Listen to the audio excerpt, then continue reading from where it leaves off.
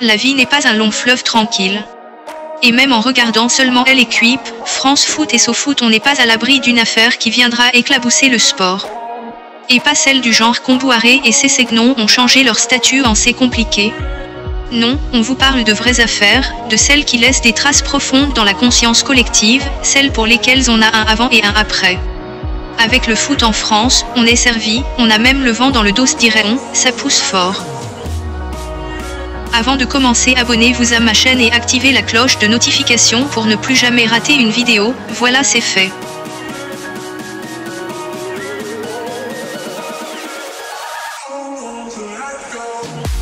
Emmanuel Eboué. Ruiné financièrement après son divorce, l'ancien défenseur d'Arsenal, Emmanuel Eboué, lutte désormais pour sa survie. La superstar ivoirienne dort à même le sol chez son ami, lave ses vêtements à la main et passe son temps à voyager pour esquiver les huissiers. Âgé de 34 ans aujourd'hui, Emmanuel Eboué a révélé que face à cette situation, il a pensé plusieurs fois au suicide. Lors d'une interview accordée à Mirror, le joueur a raconté comment son récent divorce avec sa femme Aurélie, avec qui il a 2 filles, Clara et Maëva âgées de 14 ans et 12 ans, l'a laissé à la rue. Face à cette situation, Eboué a demandé de l'aide. Je n'ai pas vu mes enfants depuis 6 mois, j'ai même pensé au suicide. Je veux que Dieu me vienne en aide. Lui seul peut m'ôter ces pensées de mon esprit. J'accepterai de l'aide de n'importe où, a assuré le natif d'Abidjan. Un cri de cœur qui a été très rapidement entendu. J'ai le cœur qui saigne parce que je ne mérite pas ça. Avec tout ce que j'ai gagné, avec les trophées que j'ai remportés avec Arsenal et Galatasaray. Et aujourd'hui, me voir ainsi, c'est difficile. C'est difficile, je n'ai pas souhaité ça, mais bon, c'est arrivé. C'est quand que tu t'es rendu compte que tu n'avais plus d'argent? C'est la conséquence de mon divorce. Un jour, moi-même, je suis parti à la banque pour me renseigner. Et c'est là que je me suis rendu compte que il n'y avait plus d'argent sur le compte. Comment tu as réagi à ce moment-là? En fait, je ne croyais pas. Je ne croyais pas. Et je ne pouvais pas penser, une fois que la personne avec qui tu vis, tu as fait des enfants avec... on voit ça dans les films. On voit ça dans les films, mais je ne pouvais pas penser qu'un jour, cela allait arriver. Donc vous aviez un compte commun et elle a tiré l'argent, quoi. Bon, c'est ce qui s'est passé. J'ai été naïf là-dessus. Je sais, je le sais. J'imagine qu'il s'agit de millions d'euros. Ah oui, oui, beaucoup. C'est beaucoup de millions. Moi, je sais qu'il me suis fait escroquer. Si, je sais. Mais pour moi, le plus important, c'est de ne pas les récupérer. C'est le sacrifice. Pour moi, le plus important, c'est de revenir pour montrer aux gens que ce qu'ils pensent, ce n'est pas vrai. Que moi, j'ai encore le talent, j'ai la rage. J'ai la rage de revenir sur le terrain. Même si tu me trouves un club à Bagdad ou bien au Pakistan, je vais aller parce que moi, j'ai envie de jouer. Galatasaray prêt à lui donner un poste. Récemment de retour à la tête de Galatasaray, Fatih Terim a été touché par les déboires de son ancien élément. On m'a parlé d'Eboué dans les vestiaires. On fera tout ce qui est de notre ressort pour lui, a assuré le technicien turc. D'après les médias locaux, Galatasaray, sur la demande de Terim, serait prêt à lui proposer de devenir l'entraîneur adjoint des U14 du club Stabouliot. Un joli cadeau pour Eboué en ce jour de Noël. Zaya et les Bleus, 2010.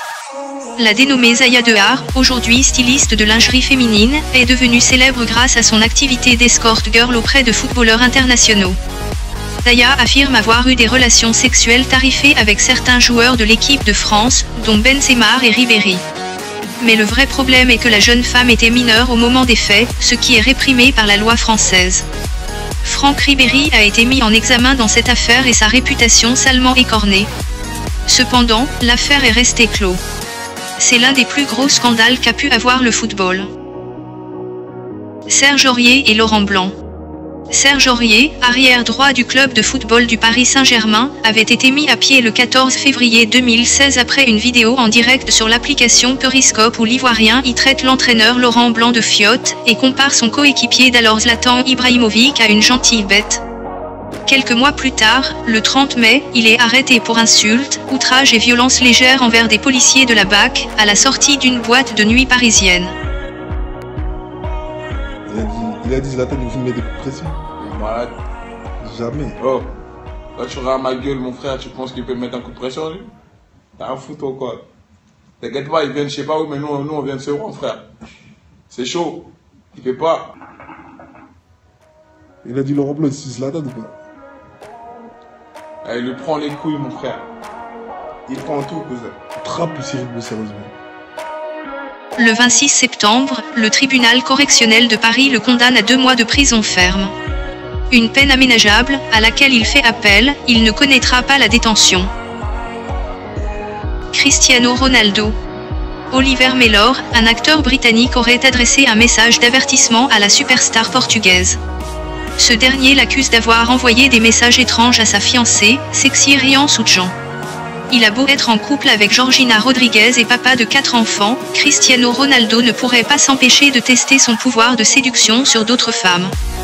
Sugden, âgé de 31 ans, est devenu l'ami de Ronaldo en 2009, mais depuis quelque temps, le joueur serait devenu obsédé par le mannequin.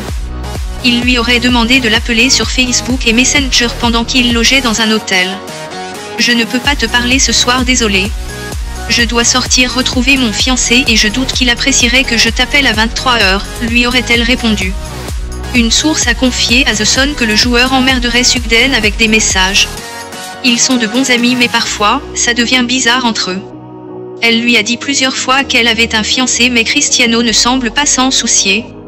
Quand son fiancé a découvert la situation, il a envoyé un message à Cristiano lui demandant d'arrêter cela tout de suite. Depuis lors, il a effacé toutes ses conversations avec Soutjan, a déclaré la source. La sextape de Mathieu Valbuena. En juin 2015, le milieu de terrain de l'équipe de France Mathieu Valbuena est victime de chantage. Des individus lui réclament entre 100 000 et 150 000 pour ne pas diffuser une sextape le mettant en scène.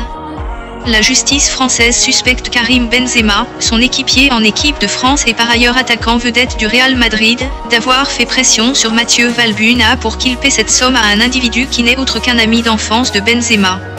Cette affaire aura pour conséquence que ni Valbuena ni Benzema ne participent à l'Euro 2016 avec la France. Voilà, c'est tout pour cette vidéo. Lequel de ces scandales vous a le plus choqué? N'oubliez pas de mettre un petit pouce en l'air si vous avez aimé la vidéo et de vous abonner à ma chaîne. David fait des tops, une vidéo chaque jour.